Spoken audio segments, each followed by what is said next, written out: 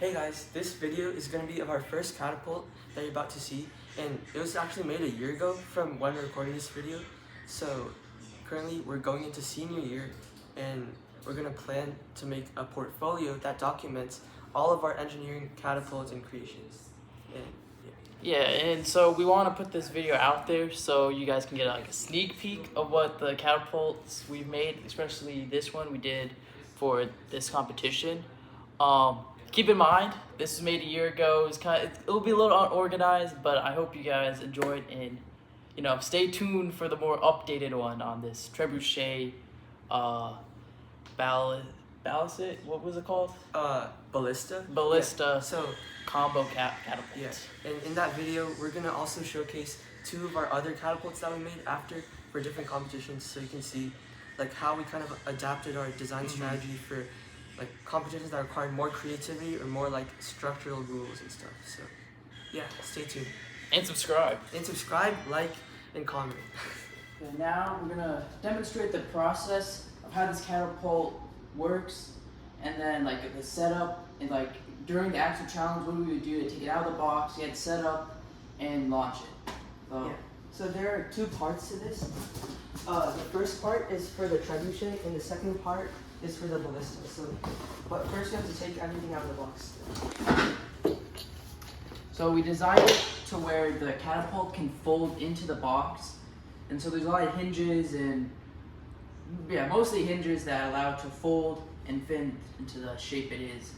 Because normally if it was outside, which you'll see in a moment once we have it set up, when it's all set up, it's not going to fit in the box, but because of our challenge, we had to use these hinges and so it can fold like it does. Yeah, this box is a 19 by 19 by 19 box. So we would enter challenge, we take it out, take it to our launch area. Now we're going to demonstrate us setting up the catapult. So we got it at the launch area, and now we got to set it up so we can launch our beanbags. So the first step is actually securing down our second configuration by installing this cross beam here so it doesn't move around.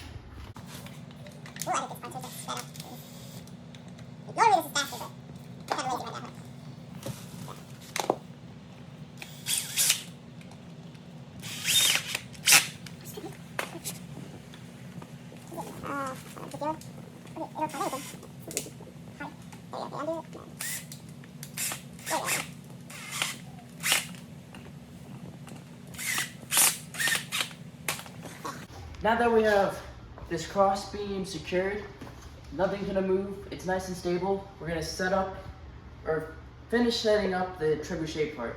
So we'll start by unhinging the arm, or folding out the arm. Yeah, and then we have this little locking pin that's very tight. It's designed like this so the arm does not move around when we're launching.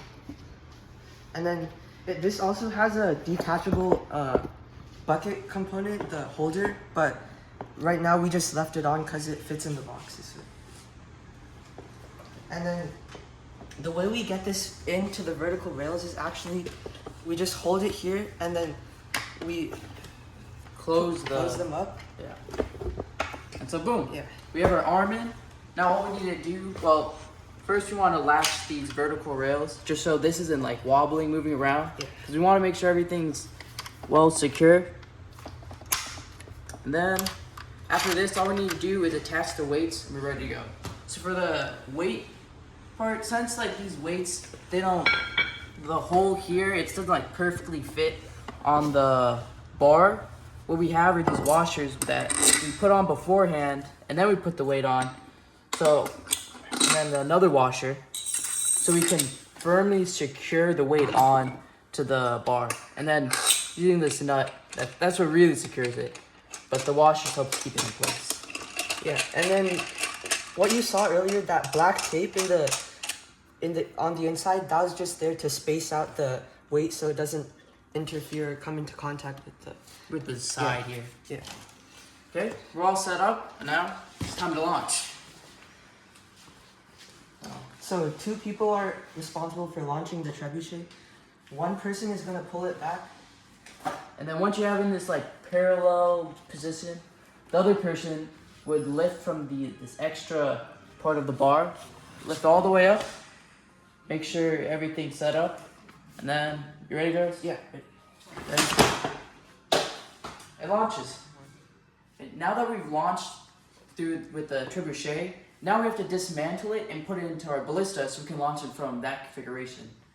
And so to do that, we have to start by taking the weights off. Yeah. And so that's basically just the opposite of us putting the weights on. So This process would be really fast during our performance, as we only have 8 minutes, and this goes on with a limited amount of people while everyone else is still active.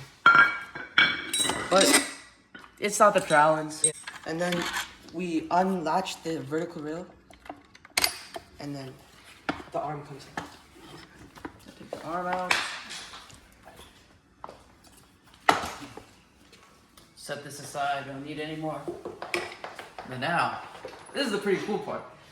Now, you untie this here, because this is basically a rope that's keeping this entire catapult, I guess, tied to the base, so it's not secure, not moving around too much. We needed this rope because we needed a way to pull it out from the box without bending the whole catapult. Yeah, but here's the cool part. You have this normal catapult, you know, it's facing forward, but now it's facing forward at an angle. Oh. Yeah. So the reason why we did this is because we did a lot of research on the ideal angle for launching a ballista, and we determined that it was about 45 degrees. A little bit less than that is what we picked for a final design, but this allows the beanbag to fly a little bit further.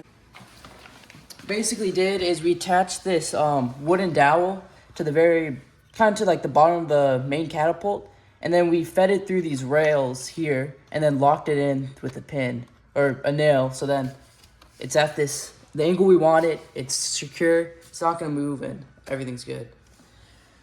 So, we bring these vertical side rails down, we load the beanbag, and now, this one, it's a little more simpler, because all you need to do is pull back and release, so. Wait, let's explain this part first.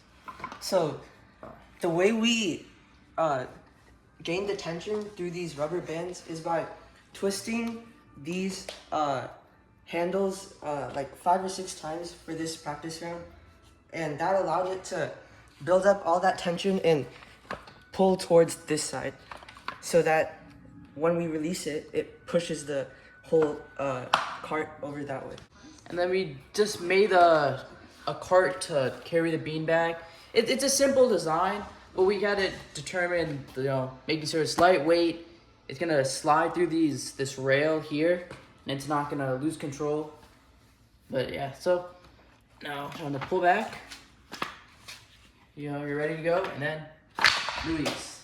You know, normally it would go farther, but we're lazy right now. We're not trying to time this to like its full power, because at some point when you're timing it, it gets hard to get it to that full power. So that's everything, guys. Next we'll probably go into the building process about all this, and yeah.